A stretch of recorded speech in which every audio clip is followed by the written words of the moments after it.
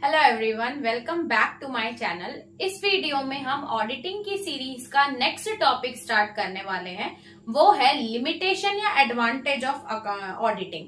अगर आप BCom final year में हैं, अगर आप बीबीए कर रहे हैं तो ऑडिटिंग के क्वेश्चन जरूर आते हैं। अगर आपका 8 मार्क्स का क्वेश्चन आता है तो उसमें या तो एडवांटेज पूछेगा या लिमिटेशन, कभी कभी दोनों भी पूछ सकता है कि write down advantage and limitations of auditing. तो चलिए डिस्कस करते हैं। सबसे पहले बात करेंगे एडवांटेज क्या होती है।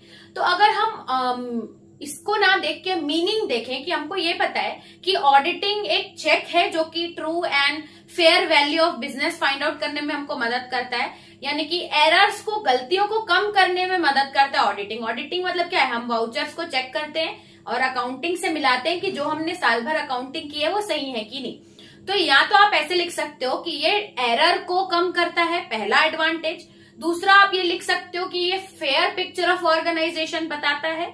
और तीसरा आप ये लिख सकते हो कि ये एम्प्लॉय की एक्यूरेसी को भी चेक करता है, यानी कि एम्प्लॉय जो एंट्री करते हैं सिस्टम में और वाउचर्स को जब हम मिलाते हैं तो कोई गलती निकलती है तो एम्प्लॉयज की एफिशिएंसी भी चेक होती है। ठीक है, तो यहाँ वैसे ये मैंने आपको रफ बताया कि आपको याद हो जाए। अब अगर हम लोग बुक के हिसाब से देखें तो एडवांटेजेस ऑफ ऑडिटिंग में मैंने टोटल लिखे हैं 7 पॉइंट्स।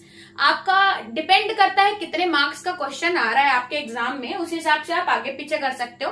आप कंप्लीट ऐसे नहीं लिख के अपने मन से भी जो आपको याद हो रहा है, जो मैंने पहले बताया वो भी लिख सकते हो। तो सबसे पहला है moral check of employees. Moral check यानी कि जब हम सिस्टम में जो एंट्री है, एक ऑडिटर एंट्री जो बुक्स ऑफ अकाउंट्स या बैलेंस शीट है, उसको जब हम वाउचर से मिलाते हैं तो हमको पता चलता है कि ये सही एंट्री है या नहीं। यानी कि इसमें एम्प्लॉइज की भी पार्टिसिपेशन चेक किया जाता है कि क्या एम्प्लॉय ने सही से एंट्री की थी या नहीं, जो सही से दिखा रहा है कि नहीं रिकॉर्ड। तो यानी कि ये मॉरल चेक ऑफ एम्प्लॉइज के बता रहे हैं कि हम एम्प्लॉय की परफॉर्मेंस को भी चेक करते हैं विद हेल्प ऑफ ऑडिटिंग। फिर आता है discovery of errors and frauds. Auditing में हम क्या कर रहे हैं कि जो भी हमारे मैनुअल बिल्स हैं, बिल्स को हम किससे मिला रहे हैं? सिस्टम के रिकॉर्ड से मिला रहे हैं। तो यानी कि हम ये देख रहे हैं कि एरर या कुछ गलतियां, फ्रॉड तो नहीं हुआ है, कुछ चीजें छुपाई तो नहीं गई है जो एक्चुअल में है या बुक्स ऑफ अकाउंट्स में वो कंपनी नहीं दिखा रही है, वो देख सकते हैं। टैक्स लाइबिलिटी, देखिए अगर हम लोग देखें तो जनरली कुछ कुछ कंपनी ऐसे सर्टेन क्राइटेरिया में कंपनी आती है जिनको टैक्स ऑडिट कराना जरूरी होता है साल में एक बार, यानी कि फाइनेंशियल ईयर एंड के बाद उनको टैक्स ऑडिट कराना होता है। तो ऑडिट के थ्रू हमको पता चलता है कि हमें कितनी ऑडिट टैक्स लाइबिलिटी बन रही है। तो यानी कि जब ऑडिट कराया जाता है तो एक एडवांटेज ये भी है कि हमको टैक्स लाइबिलिटी की, हमको कितना गवर्नमेंट को टैक्स पटाना है वो भी बताने में मदद करता है। फिर नेक्स्ट टॉपिक है early detection of weakness of internal check and control.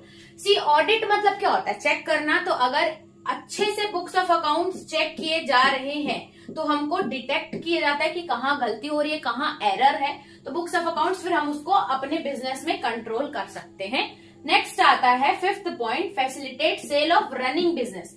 देखो अगर हम ऑडिट करते हैं, ऑडिट करने के दौरान हमको ये पता चलता है कि हमारी कंपनी की फेयर वैल्यू अभी क्या है, क्या शेयर्स के प्राइस हैं, एसेट्स क्या है, लाइबिलिटी क्या है। ये एक्चुअल ट्रू पिक्चर हमको ऑर्गेनाइजेशन की पता चल जाती है, जिसके मदद से हमको ये पता चलता है कि अगर हमको बिजनेस को सेल करना है तो उसकी एक्चुअल में वैल्यू कितनी होगी मार्केट में। ठीक है, ये है। दूसरा है facilitates fair valuation of shares, यानी कि अगर आपको कंप्लीट जो ऐसे फर्म्स जो रेगुलर ऑडिट कराते हैं तो उनको ऑडिटेड फर्म्स पे जनरली जो भी इन्वेस्टर्स है वो भरोसा करते हैं कि ऑडिटेड है, इसकी ट्रू पिक्चर है। तो उनका जो शेयर रहता है, अगर वो शेयर बाहर से ले रहे हैं यानी कि इक्विटी बेच रहे हैं अपनी, तो उनके शेयर की वैल्यू ज्यादा होती है, यानी कि फेयर वैल्यूएशन ऑफ शेयर्स बताता है किसकी मदद से? ऑडिट की मदद से। 7th हमारा एडवांटेज बनता है फैसिलिटेट्स इंश्योरेंस क्लेम। अगर आप कंटिन्यूअसली ऑडिट करा रहे हो तो कुछ अगर डैमेज हुआ है तो ऑडिटेड फर्म्स को इंश्योरेंस क्लेम आसानी से मिल जाता है। ठीक है, तो ये थे हमारे 7 points of advantage of auditing. आपको जितने भी समझ में आ रहे हैं, जितने याद होंगे आप उतना लिख के आ सकते हैं।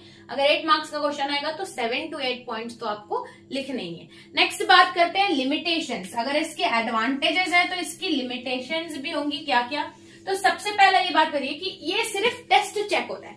देखिए, साल भर में एक बिजनेस बहुत सारे ट्रांजैक्शन करता है और एक ऑडिटर की बस की बात नहीं है कि वो हर एक रिसिप्ट, हर एक बिल को चेक करे और ट्रांजैक्शन को मिलाए, यानी कि इट इज नॉट पॉसिबल। तो जनरली ऑडिटर क्या करते हैं, वो सिर्फ कुछ वाउचर्स मिलाते हैं और बाकी आगे बढ़ते जाते हैं। तो इसको बोल सकते हैं कि ये सिर्फ टेस्ट चेक होता है, कंप्लीट 100% चेक ऑडिटिंग में नहीं होता है। फिर बात है फाइनेंशियल, पैसे के बिल्स या मॉनिटरी या मैथमेटिकल टर्म्स पे ज्यादा अटेंशन दिया जाता है जब भी ऑडिट करते हैं, बाकी एस्पेक्ट्स पे नहीं ध्यान दिया जाता। Lack of independence, lack of independence मतलब ये होता है कि जनरली जो ऑडिटर अपॉइंट करती है कोई भी कंपनी, तो वो या तो मैनेजमेंट से अपॉइंट कर रही है या तो वो नॉन से अपॉइंट कर रही है, तो जनरली फेयर ऑडिट नहीं होता है, ये बता रहा है। फिर difficulty in verification and valuation of aspects of liabilities, यानी कि बोल सकते हैं कि हम 100% कंपनी की कितनी एसेट्स हैं, कितनी लाइबिलिटीज है, उसको 100% नहीं हम फाइंड आउट कर सकते। तो थोड़ी बहुत डिफिकल्टी आती है एक कंपनी के ऑडिट में, ये एक इसकी डिसएडवांटेज बन सकता है। फिर inefficient internal check and control, यानी कि 100% कोई भी सही से अपनी पिक्चर नहीं दिखाता है, तो एकदम एक्यूरेट हम नहीं बता सकते कि ये बिजनेस ऐसा चल रहा है। ठीक है, तो ये 5 पॉइंट्स है लिमिटेशन। आई होप आपको समझ में आ गया होगा। आप ये थी हमारी वीडियो जिसमें हमने एडवांटेज ऑफ ऑडिटिंग और लिमिटेशन ऑफ ऑडिटिंग डिस्कस किया। अगर आपको कोई भी डाउट हो आप कमेंट्स में लिख सकते हैं, और भी ऐसी वीडियोस के लिए do subscribe my channel. Thanks for watching.